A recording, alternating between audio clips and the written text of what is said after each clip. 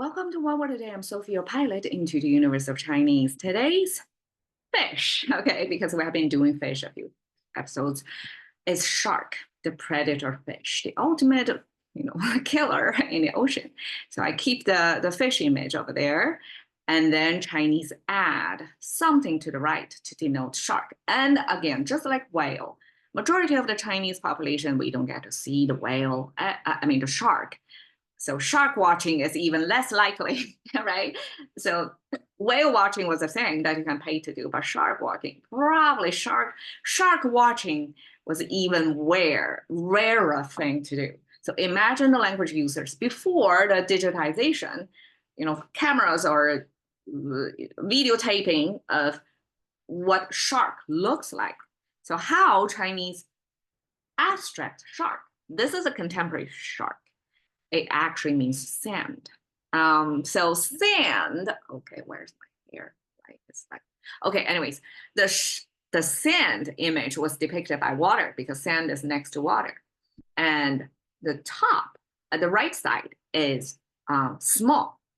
So we have this cutting something in half, means smaller in something. That's Chinese how we express small. And then we have this extra stroke to mean it's even probably going slower. That's probably Chinese way to abstract on top of the abstract. So small, smaller than, and the small on top of that. So it's like a second degree of small. Something like that, right? A different magnitude of small. So small, something small near water. That's Chinese denote of sand. So sand plus fish. How does that make a shark? It turned out there was a confusion in the history of language use, or it may not be the confusion. It's like intentionally make it this way. It could be. We never know. The right side, it's a shao. Okay, it means little, tiny little bit. It's smaller than small. Okay, so small fish doesn't make sense at all, right? Shark by any means to be a predator, they have to be a certain size. So even sandfish doesn't make sense either because sand plus fish, originally depicting the fish that kind of can puff the sand away in the bottom of the ocean and to create this imagery of tiny little fish, this sand puffing thing, and that's nothing like shark. So it turned out the Chinese originally depicting shark with jiao, looks like this. Also got a fish, okay, because shark officially, unlike whale, is officially fish category. And the right side is a jiao. It means twisting, turning. So this, or interlacing, expressed over here. Okay, according to scholars, that's somebody sitting cross-legged. And we use this human behavior, this cross-legging, to mean crisscrossing anything, not just legs, right? So this crisscrossing plus fish, why is a shark? Again, so just before I made this episode recording, a revelation came to me, and that's the my favorite thing because inspirations like this don't often hit me like that. I was reading on how ancient classical literature was depicting what shark is, and actually there is a category of dragon that's called a jiaolong. I never know what a jiaolong looks like. It turned out I would imagine probably because Chinese use dragon, multi-categorical animals, just like Chinese use worm / bug to mean multi-categorical animals. And so this jiaolong to me probably is not exactly snake. It's probably kind of a predatory snake, but it could also be a shark. Jiaolong, okay, correction there, okay. Jiaolong has this worm or bug image on the left side instead of fish image. So I guess that's the differential.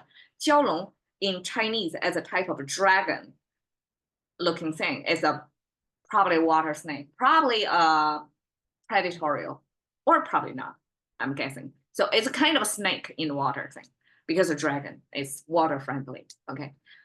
But shark, have the same 交 this crisscrossing image plus the fish.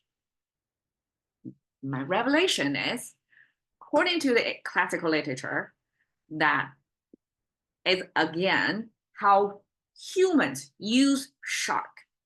Many other animals, we use it as a food source. Example of this fish is barbecue fish image right here. Now, shark. We don't normally eat shark that often, okay? Even if we do eat bear back then, we have bear barbecue. Now, shark here, this 交, this crisscrossing, because ancient times, people often use the shark skin, which is said to have a certain texture, like kind of a rough, but it's a supple as well, that you can wrap around your wet weaponry to give you the extra grip. I mean, imagine ancient times, the Cold War era, people still sword fight, and it's a life-death situation. The warriors would prefer to have a good grip on their handle, right? So the sword handle wrapper turned out to be this shark skin. And that gave me the sense of why it's crisscross, because when you wrap the shark skin to use it as your sword handle grip, that is how we relate to shark. Not as a food source, but as a fighter facilitator, I guess, how you can gain good grip and not to die, right, eventually. So the shark is in that. And we don't really have expressions. Like 鲸吞, we still have like a whale swallow expression, but I couldn't think of one that we use shark. So shark is simply, it's just serving its purpose of existence as shark, the fish. And here's how shark stare looks like.